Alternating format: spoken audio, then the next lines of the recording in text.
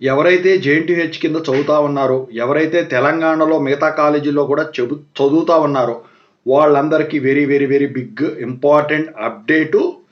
So ఈ college closing update plus ఆ important update చెప్తాను. ముందుగా అయితే ఇంతవరకు ఈ ఛానల్ సబ్స్క్రైబ్ చేసుకున్న వాళ్ళు ఎవరైనా ఉంటే సబ్స్క్రైబ్ చేసుకోండి, ఈ వీడియో లైక్ చేయండి, షేర్ చేయండి. మీకేమైనా డౌట్స్ ఉన్నట్టయితే Call Me4 ద్వారా కాల్ చేయండి.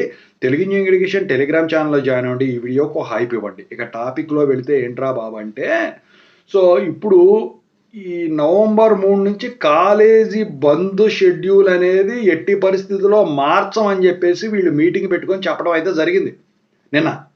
అయితే నవంబర్ 1వ తారీఖు కల్లా పెండింగ్ బకాయిలు మాకు రిలీజ్ చేస్తేనే తప్ప మేము కాలేజీలు అయితే మూత వేయడానికి సిద్ధపడ్డాం, తాత్కాలికంగా క్లాస్ వర్క్ అయితే జరగదు అని చెప్పేసి వాళ్ళు చెప్పడం అయితే జరిగిందనమాట స్టూడెంట్స్కి.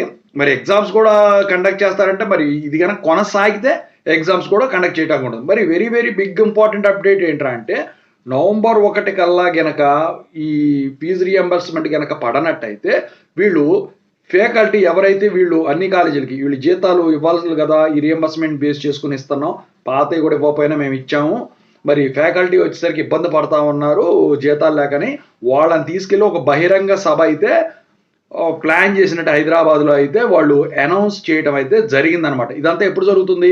నవంబర్ 1కి గనక మీకు రియంబర్స్మెంట్ నిధులు రిలీజ్ కాకపోతే నవంబర్ 3 నుంచి ఇది జరుగుతుంది, ఈలోపు ఇది ఒకటి జరుగుతుంది.